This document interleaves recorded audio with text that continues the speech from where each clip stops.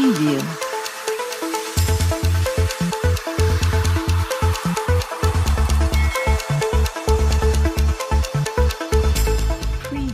बिस्मिल्लाहिर्रहमानिर्रहीम। अस्सलामु अलैकुम। औकात टीवी में अब्दुल जब्बार अंसारी आपकी खिदमत में हाजिर है। ख़वातीन व हज़रात, ये 2-4 दिनों से साइफ़र और मरियम नवाज़ की रिहाई, इसहाक डार की आमद, नवाज़ शरीफ की आमद मुतवक्के, ये शह सुर्खियाँ बनी हुई हैं हमारे चैनलों पे, अखबारात में। तो अब हम आते हैं, सबसे पहले बात करते हैं साइफ़र की, जो इमरान ख़ान ने अपने जलसे में लहराया। और पहले उन्होंने कहा कि किसी मुल्क, फिर उसमें अमेरिका का नाम भी ले दिया। तो उन्होंने बताया कि ये साजिश की गई है और मौजूदा, जिसे इम्पोर्टेड हुकूमत कहा जाता है, इन्होंने एक कमेटी बनाई। उस कमेटी ने कहा कि ऐसी कोई बात ही नहीं है, साइफ़र का ज़िक्र ही नहीं है, कुछ भी नहीं है और साजिश का नामो निशान भी नहीं है। अब ये साइफ़र अचानक कहाँ से आ गया? और बात यह है कि ये चोरी कैसे हुआ?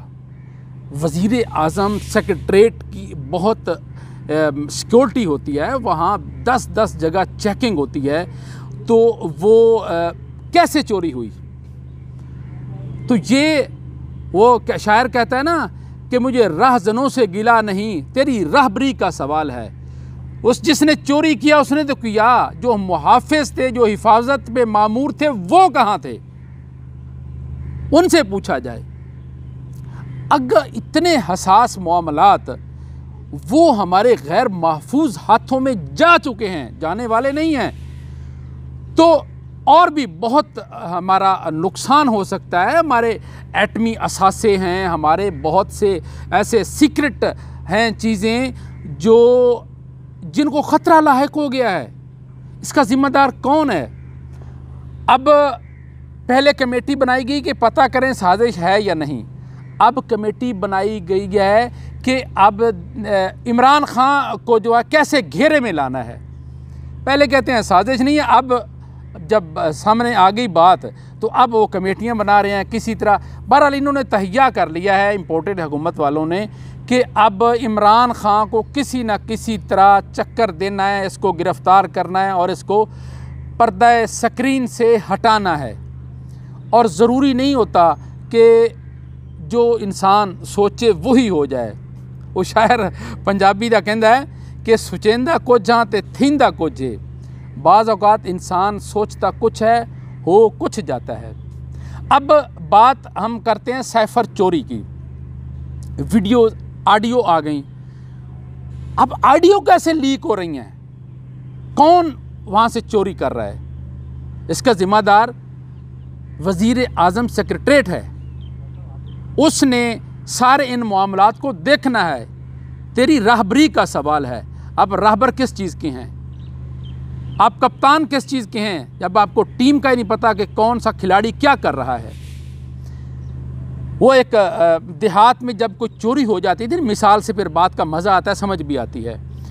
देहात में कोई चोरी हो जाती थी तो सुराखी हुआ करते थे, खोजी उनको बोलते हैं। तो वो जहाँ चोरी होती थी वहाँ से वो खुरा, वो उसके फुटप्रिंट जो थे वो वहाँ से उनको चलाते जहाँ तक वो जा रहा था, कच्चे रास्ते होते थे, तो वो अगले से गांव, अगले गांव, अगले गांव, जहाँ खुरा रुक जाता था तो वहाँ से नंबरदार जो होता था उसको बुला लिया जाता और उसे कहा जाता ये खुरा जो है आपके गांव में दाखिल हुआ है, या हमें चोर दो या हमें आगे इसका खुरा आगे निकालो।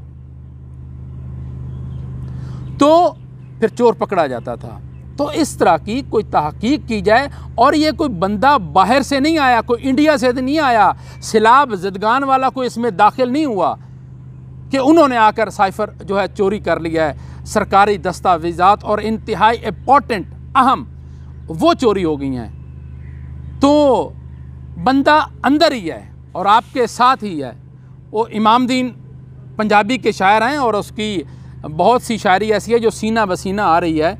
और वो कहता है कि वो अपने बल्कि एक वाक़या सुनाता है कि उसने एक तकरीब में जाना था, उसको इनवाइट किया गया था, लेकिन जो है ना काफ़ी उसके जो जानने वाले थे, जो उसकी शोहरत से जेलस थे, हसद उससे करते थे, वो उनकी कोशिश थी कि किसी तरह ये उस तकरीब में ना पहुँचे।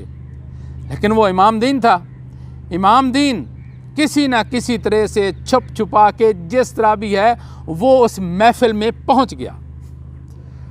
महफ़िल में पहुँचा तो वो जो इंतज़ामिया थी उनको इतला कर दी गई कि इमाम दीन आ गया।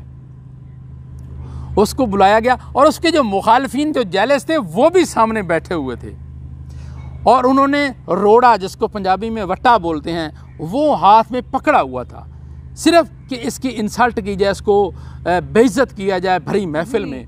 इमाम दीन स्टेज पर आता है, इब्तदाई कलिमात पढ़ता है, शुरू करने लगता है, तो महफ़िल के बीच में से उसकी तरफ रोड़ा फेंका जाता है।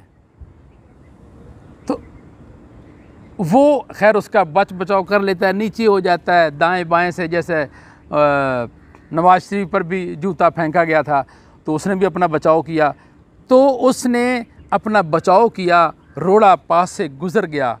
तो उस मौके पे वो, क्योंकि फिल बदी, वो तो शायर था, फिल बदी उसने शेर पढ़ा कि ए महफ़िल सजी सजाई है, कोई मोची है कोई नाई है।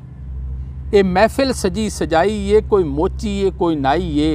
ये वट्टा बारों नहीं आया, किसे विच्चों ही। आगे साहिब ज़ौक़ समझ जाएंगे कि आगे वाला जुमला क्या है। या आपको समझ नहीं आई तो किसी पंजाबी शायर को जानने वाला है तो उससे पूछ लें, उर्दू वाले शायर से पूछ लें, वो इसको आपकी तफसील बता देगा। तो इससे मुराद, वट्टा से मुराद जो साजिशी अनासिर, जो आपके सबोटेज करने वाले हैं, आपके मामलात को, आपको बदनाम कर रहे हैं पूरी दुनिया में। सूरत हाल ये बन चुकी है कि अब जो ममालिक के सरबराहान यहाँ आना चाह रहे थे वो गुरेज कर रहे हैं, वो नहीं आ रहे। कहते हैं उनके तो अपने राज अफशा हो रहे हैं, तो हमारे राज वो कैसे राज रहेंगे। कोई सरमायाकारी करने के लिए नहीं आ रहा, कोई मिलने के लिए नहीं आ रहा, यही मिलने जा रहे हैं। कोई मिलने पसंद नहीं करता। कितनी बड़ी बदनामी हुई है दुनिया के मीडिया में, हमारा कोई जो है ना वक़ार वो नहीं रहा। तो ये इंतहाई अफसोस की बात है, ये लम्हा फ़िक्रिया है, हमें सोचना होगा। इमरान खान की ऑडियो लीक करके तो ये बगलें बजा रहे हैं ना। पहले तो इन्होंने बगलें बजाई जब फैसला हुआ कि कोई ऐसी साजिश नहीं हुई। अब ये बगलें बजा रहे हैं कि अब इमरान खान पकड़ा गया। पकड़े तो आप गए हो कि आपने हिफाजत नहीं की सरकारी, जो हमारा ख़जाना था, हमारा जो सरकारी दस्तावेज़ थी, उनका आपने तहफ़्फ़ुज़ नहीं किया, उनको आपने महफूज तरीके से नहीं रखा। तो इसके ज़िम्मेदार आप हैं। किसी और को ज़िम्मेदार ठहराने की या प्लानिंग करने की कोई ज़रूरत नहीं। आप हो सकता है अपनी ही साजिश में खुद फंस जाएं, क्योंकि जो चोरी होती है, जो चोर होता है, वो अपनी चोरी को छुपाने के लिए बड़ी वो इधर उधर हाथ पांव मारता है, लेकिन कहीं ना कहीं चोरी पकड़ी जाती है, कोई ना कोई निशानी वो छोड़ जाता है। जैसे वो एक चोर का अदालत में उसको पेश किया गया तो उससे पूछा गया, हाँ जी बताएं। अब वो वाक़या तो सुना रहा है, ये कोशिश थी कि वो शो ना करे कि वो ख़ुद है चोर। अब वो बता रहा है कि जनाब सुना है कि वो चोर जनाब घर में यहाँ से दाखिल हुआ, यहाँ से उसने चोरी की और यहाँ से वो निकला। जब वो दीवार फलांगने लगा तो मेरा जूता गिर गया, तो बता बैठा कि मैंने चोरी की है। तो हकीकत छुप नहीं सकती बनावट के उसूलों से, कभी खुशबू आ नहीं सकती कागज़ के फूलों से। हकीकत हकीकत होती है और झूठापन झूठा होता है, सच्चा सच्चा होता है। हक आया बातिल चला गया, इन्नल बातिला काना ज़हूक़ा, बातिल को तो जाना ही है। अब हक को दबा नहीं सकते, इसको जितना दबाओगे ये उतना उठेगा। अब हम गुफ्तगू करते हैं मोहतरमा मरियम नवाज़, जिसको 7 साल सज़ा सुनाई गई थी कैद की, वो बाइज़्ज़त तौर पर रिहा हो गई हैं। इसहाक डार पर जो मुकदमात थे वो ख़त्म कर दिए गए हैं और नवाज़ शरीफ को बेगुनाह कर दिया गया है। अब बात सीधी सादी है इसमें कोई उलझन नहीं है। थोड़े समझने की बात है, टेक्निकल तरीके से मैं कोशिश करता हूँ आपको बात अपनी कन्वे करने की, कि जिस मुद्दई ने जो भी था ये मुकदमा किया, तो जिस जज ने उनको सज़ा सुनाई, फिर वो किधर जाएगा? इसका मतलब है जज ने गलत सज़ा सुनाई थी, उसने गलत फ़ैसला किया था, नाइंसाफ़ी की थी उसने मरियम नवाज़ के साथ, शहबाज शरीफ के साथ और नवाज़ शरीफ के साथ और इसहाक डार के साथ। वो गवाह झूठे थे।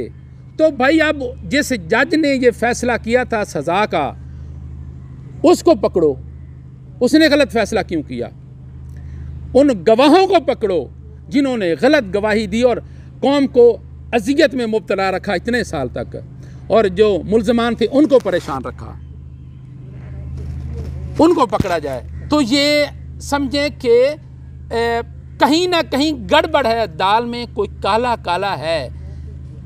बात यह है जो करप्शन उन्होंने जो चोरी की, उन पे जो इल्ज़ामात हैं, वो चोरी का पैसा जो था, चलो जी इन पे तो आपने कहा कि नहीं इन्होंने नहीं चुराया, तो वो गया कहाँ पैसा? उसका तो सुराग लगाया जाए, उसको तो ढूंढा जाए। लेकिन बात यह है कि बात वही, या चोर दो या चोर का फुटप्रिंट आगे निकालो। बात इतनी सी है, बात बिल्कुल सीधी सादी सी है, इसमें कोई ऐसी उलझन वाली तो बात मुझे नज़र नहीं आ रही। अब तक के लिए इतना ही। अब्दुल जब्बार अंसारी को इजाज़त दीजिए। अल्लाह हाफिज़।